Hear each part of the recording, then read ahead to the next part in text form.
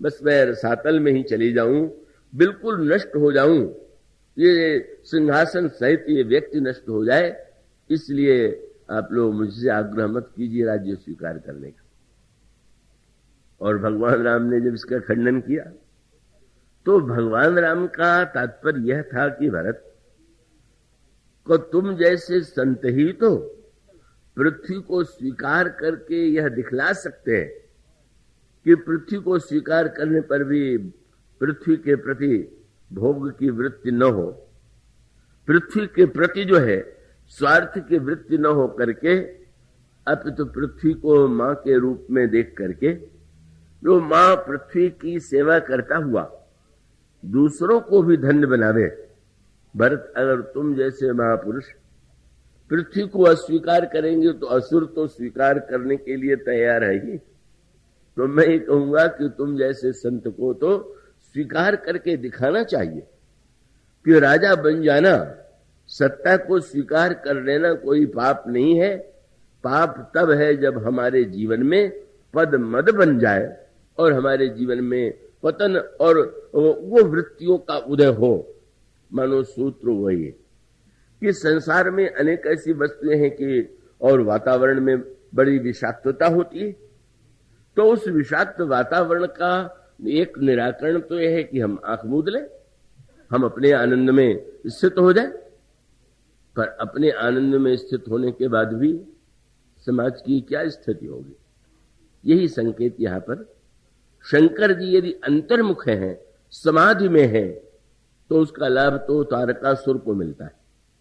जब श्रेष्ठ व्यक्ति का उससे दूर होंगे तो वीर व्यक्तियों के लिए इससे बढ़ के कोई अवसर नहीं होगा कि वो हर प्रकार से उस स्थिति को उस पर अधिकार करने की चेष्टा करें। और तब इसीलिए तो ये बात आती है कि अब शंकर जी विवाह कैसे करें, बाहर देखें और बाहर उनको कोई आवश्यकता का अनुभव हो, दोनों विवाह करें। से वो समाधि बैठे सब त्यागी। और बहुत मीठी बात आई, भगवान राम को भी लगा कि अब शंकर जी के लिए तो ये आवश्यक है दो दृष्टियों से, तारकासुर का संहार हो ये भी आवश्यक है, और पार्वती इतने दिनों से इनको पाने के लिए प्रयत्नशील है। तो पार्वती का को स्वीकार करके शंकर जी तो स्वयं अनुभव करेंगे कि पार्वती का चरित्र कितना उच्च कोटि का है।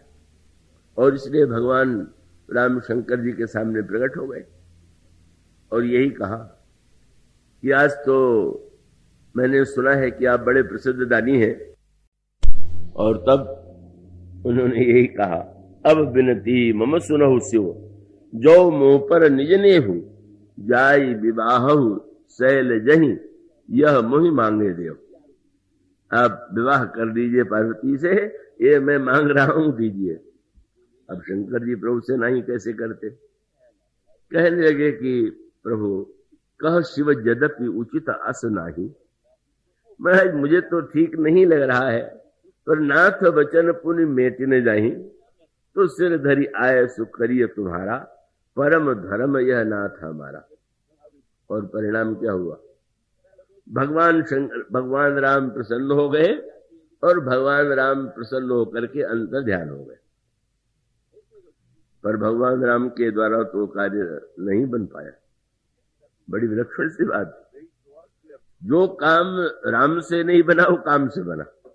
क्यों नहीं बना, कब भगवान राम आकर के कहते तो हैं तुम विवाह कर लो, तो विवाह के लिए तो पत्नी के सौंदर्य जिससे विवाह होता है तो वर चाहता है कि उसको सुंदरी पत्नी मिले। अब शंकर जी ने जब भगवान राम ये कह करके जाने लगे तो शंकर जी ने क्या किया, अंतर ध्यान भय अस भाखी, तो शंकर सोई मूर्त उर रखी। भगवान राम का वही रूप जो है अपने हृदय में बैठा लिया और गहरे ध्यान में डूब गए। बड़ी अद्भुत सी बात हो गई। कब कोई व्यक्ति एक ओर तो निकलने की बात कहे और दूसरी ओर डूबो दे, तो शंकर जी तो भाव रस में भगवान के सौंदर्य में डूब गए और विवाह की याद नहीं रही।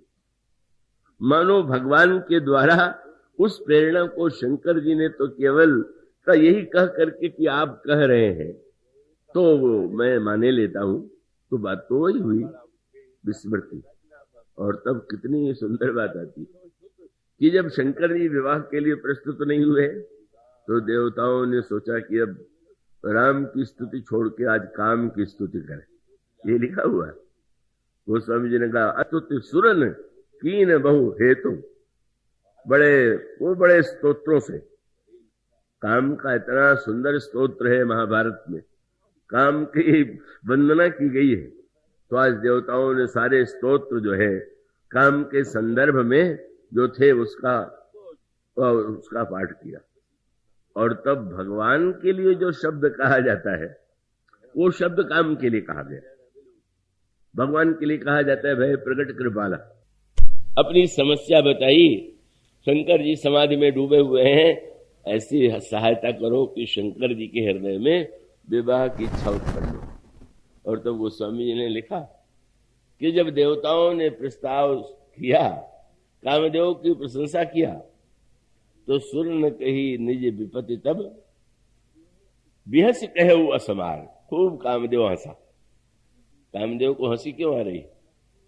बोले जीवन भर तो आप लोग निंदा करते रहे सारे शास्त्र पुराण, और आज मेरी स्तुति हो रही, और स्तुति भी आप लोग इसीलिए तो कर रहे हैं। वो उसमें कहीं उसको ये ज्ञात है कि शंकर जी में को अगर हम उनको प्रेरित करना चाहेंगे तो हमारी मृत्यु अवश्य होगी। शंकर के सामने जाएंगे तो नष्ट तो होंगे। लेकिन उसने यही कहा, उसने विचार करके देखा कि शंभु विरोधन कुशल मोहि विहसी कहा असवार। खूब हंस रहा है और कहा क्या, तदपि करब में काज तुम्हारा, फिर भी हम आपकी इच्छा का पालन करेंगे। और एक बहुत सुंदर सूत्र दिया, सबसे बड़ा धर्म क्या है?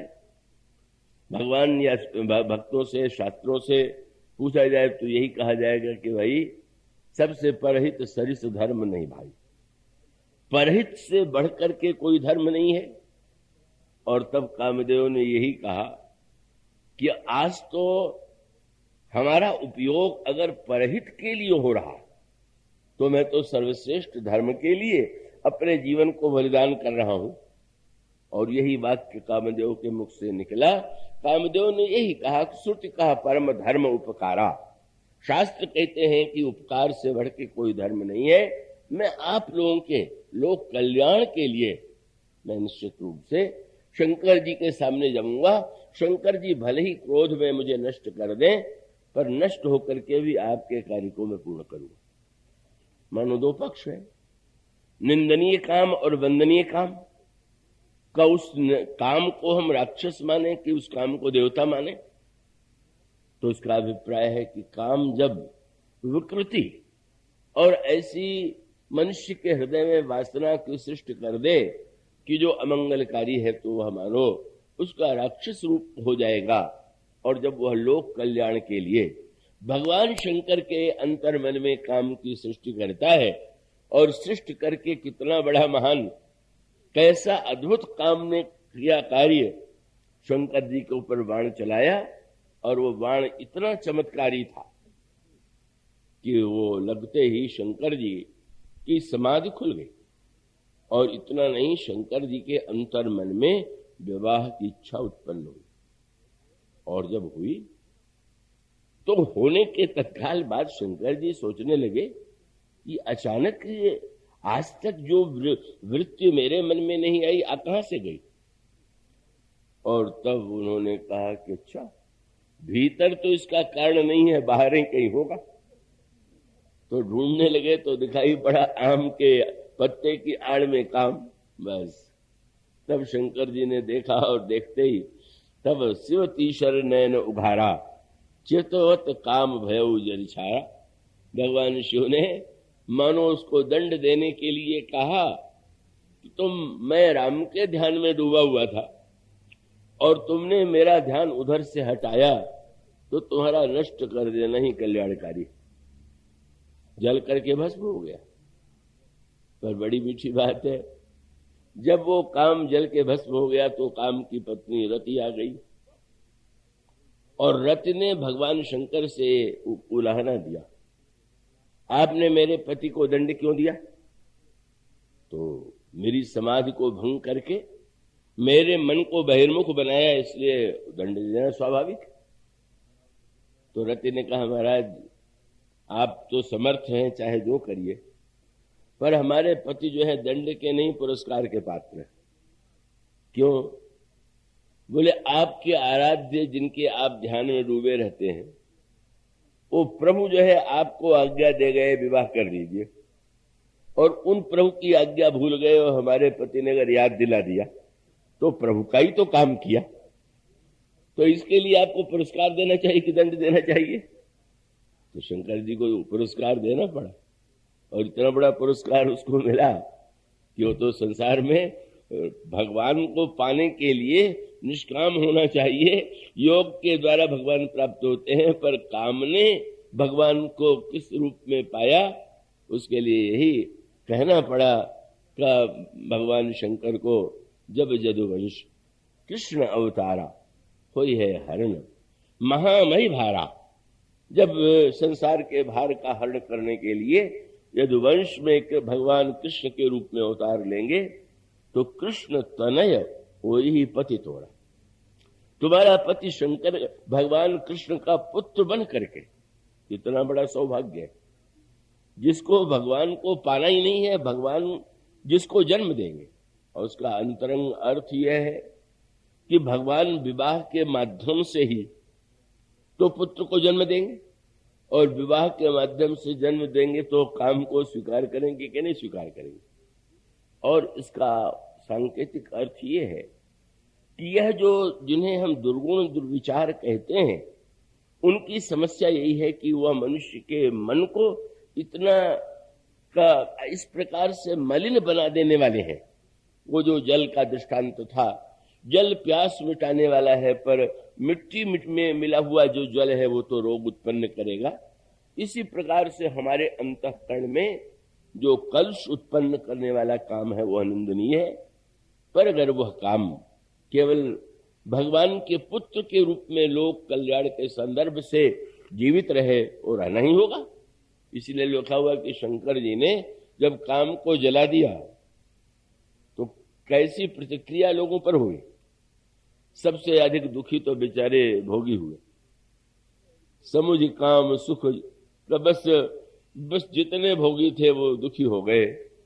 अब क्या होगा? काम ही नहीं होगा तो हमारी आनंद की वृत्ति ही समाप्त हो जाएगी।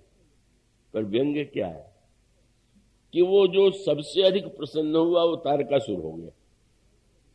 तारकासुर प्रसन्न हो गया। क्यों प्रसन्न हो गया? चलो अच्छा है, जब काम ही नहीं रहेगा तो शंकर जी के पुत्र होने का प्रश्न ही नहीं है और मैं अमर हो जाऊंगा। यह जो उसका गणित है, और उसका अर्थ है कि काम भी का जीवन का वह पक्ष है कि अगर वो हमारे अंतःकरण को मलिन न बना करके हमारे अंतर हृदय को का वो भगवान की दिशा में प्रेरित करे, और करता है। जब आप पढ़ते हैं, गोस्वामी जी बहुत बड़े कामी थे। वो बिल्वमंगल प्रसिद्ध भक्त हैं, उनके विषय में प्रसिद्ध है कि बहुत कामी थे, पर एक के काम की वृत्ति ने राम से मिला दिया, दूसरे के काम की वृत्ति ने कृष्ण से मिला दिया। और इसका अभिप्राय यही है कि किसी न किसी प्रकार से इन वृत्तियों को रहने देना है, पर इनमें जो मलिनता आ गई है, वो जो दोष है, उसी को समाप्त करने की चेष्टा करनी चाहिए। यही वृत्ति काम के संदर्भ में है, यही क्रोध के संदर्भ में।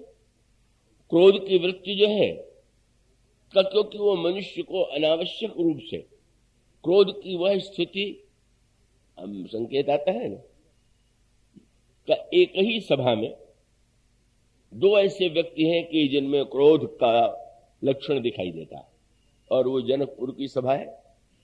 और जनकपुर की सभा में या तो लक्ष्मण जी में क्रोध है, और क्रोध साधारण नहीं।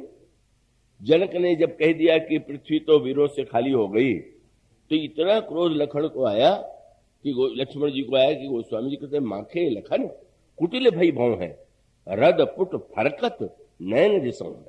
होठ फड़कने लगे और दम क्रोध में भर गए, आंखों में क्रोध की लली आ गई। तो एक क्रोध का रूप तो लक्ष्मण जी में दिखाई दे रहा है। और उसी के बाद धनुष टूटने पर परशुराम जी महाराज भी आए। वहां पर उनका जो क्रोध है, उस क्रोध की समस्या यही है। यहां पर गोस्वामी जी ने एक पंक्ति राजनीति और शासन के संदर्भ में भी लिखी। इसी पंक्ति में आगे भगवान कहते हैं, पंकन रेणु सोह अस धरणी नीति निपुण नृपकय जस करणी। राजा की नीति का आदर्श क्या होना चाहिए? वर्षा ऋतु में चारों ओर कीचड़ हो जाता और गर्मी में चारों ओर धूल उड़ने लगती। कीचड़ हो जाए तो दुख और धूल उड़ने लगे तो दुख। शरद ऋतु की विशेषता क्या है?